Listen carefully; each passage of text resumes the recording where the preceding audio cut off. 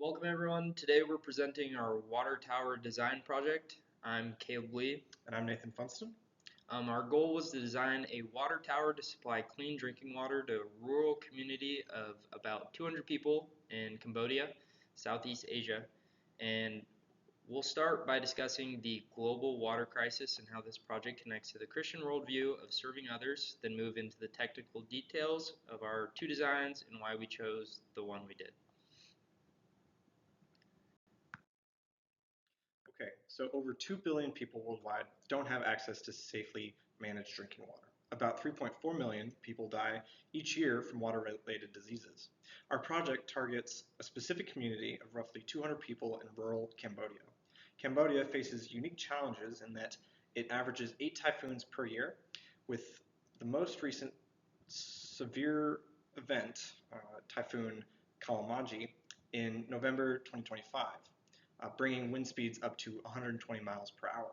The rural infrastructure means limited access to heavy equipment and specialized materials.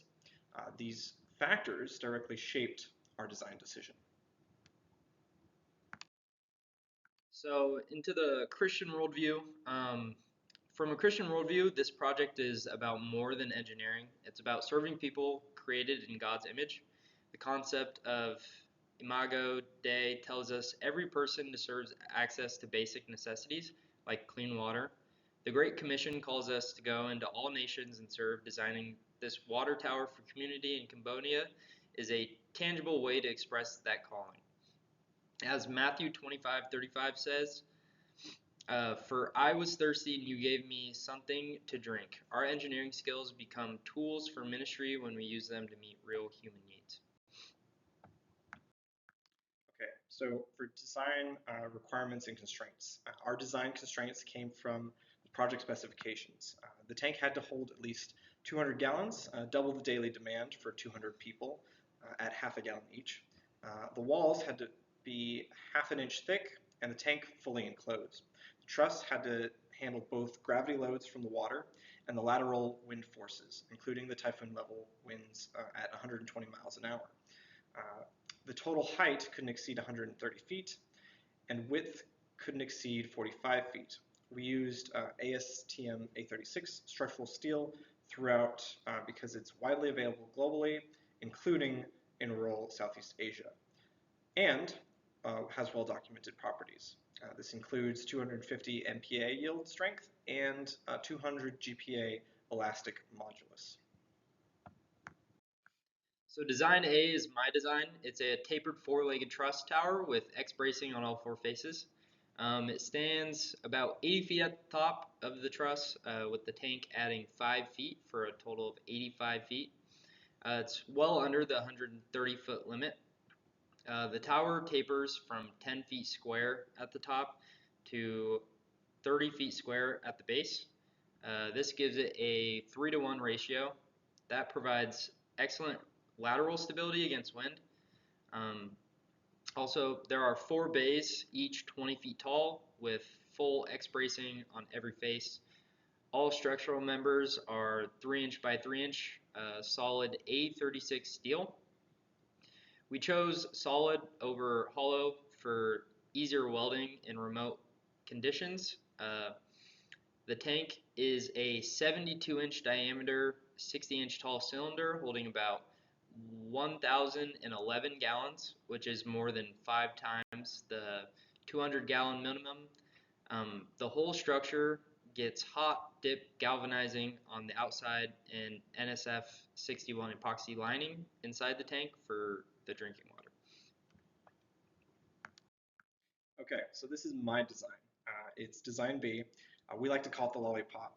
It's a shorter structure at about 35 feet total, with a tapered four-legged lattice and spherical domed tank on top.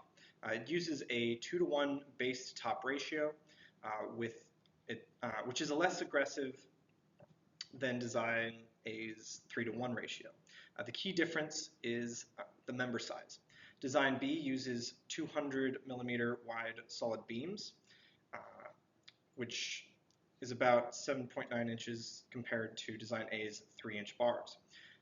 The thinking was that larger members would be stronger and stiffer, and they're under gravity. So, well, but as we'll see in the simulations, these wider beams create a bigger problem in wind because they present a much larger surface area to catch the wind. The domed tank holds about 800 gallons, which is still above the minimum requirements. So here are the simulation results across all loading conditions. Under calm conditions, meaning no wind or light wind, Design B actually performs better than Design A.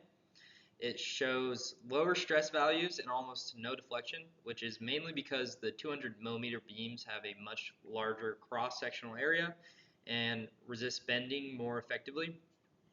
However, the trend changes when we look at the maximum storm condition with 120 mile per hour wind. In that case, Design A reaches a stress of about 2.69 times 10 to the 7th power, while Design B increases to about 1.02 times 10 to the 8th power, which is nearly 4 times higher. So even though Design B is stronger under normal conditions, it experiences much higher stress when exposed to extreme wind.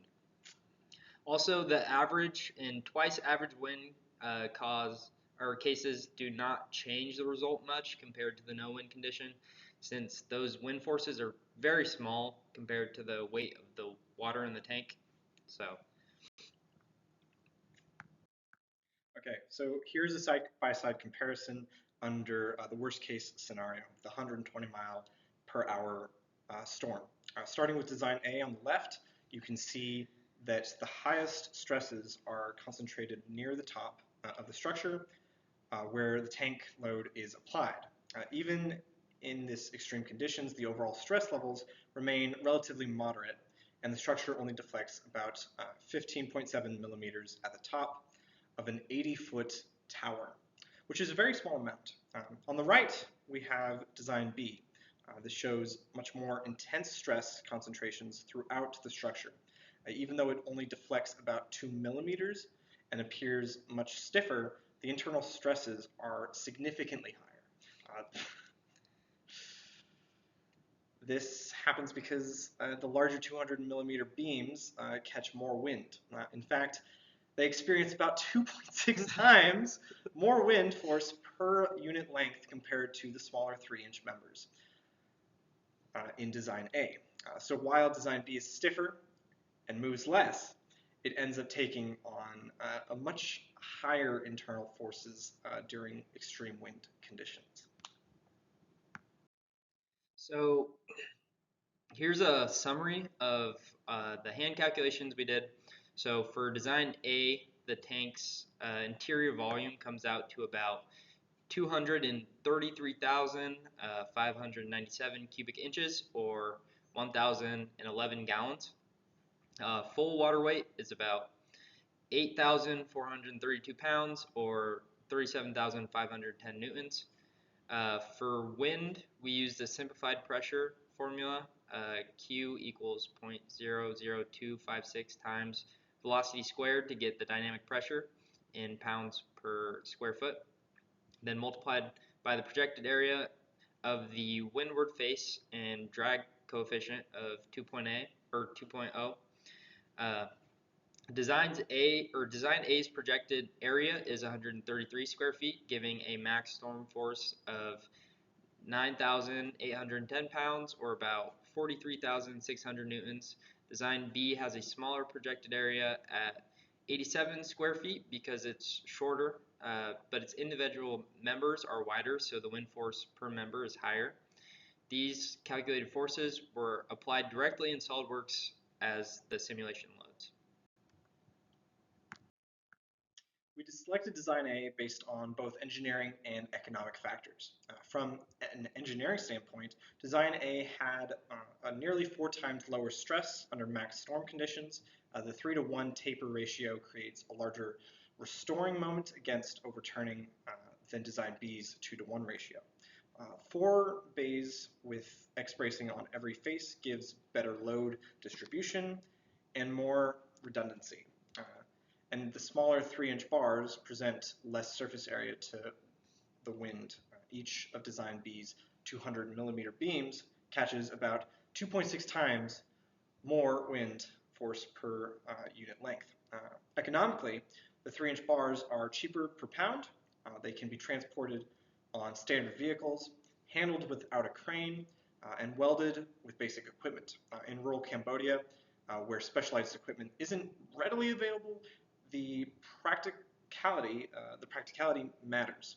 A single member profile also means a repair crew only needs one size of steel to fix everything on the tower. So here's the production drawing for Design A. I will admit it's a little bit rough. I'm not the best when it comes to making these drawings, um, but it shows the dimension views. The bill of material breaks down the cost. The truss steel is the largest expense at about 42,800 for 68 members, totaling over 1,600 feet of a 3x3 bar. The platform and tank add another 6,000 in coatings, foundation, and consumables, bring the total to roughly 67,000. Uh, for assembly, the sequence starts with pouring 4 reinforced concrete footings and letting them cure for 7 days. Then you erect the base, weld with girts and X braces, and work your way up bay by bay with scaffolding. After all 4 bays are done, you weld the platform on the top and lift the tank into position with a crane. And then the final steps are weld inspection and touch up of any galvanizing damage during assembly.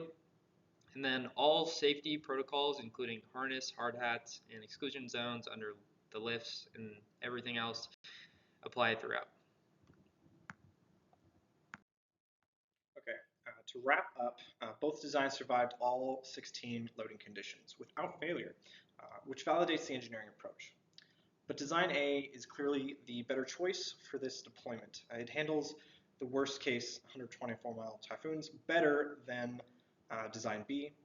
It's cheaper to build, easier to transport and assemble in remote areas, and simpler to maintain with a single member profile. Most importantly, this project reminded us that engineering isn't just about numbers, it's about serving people. Designing a reliable water source for a community that needs it is exactly the kind of work we should be doing as engineers and as Christians. Thank you for your time. We're happy to take any questions.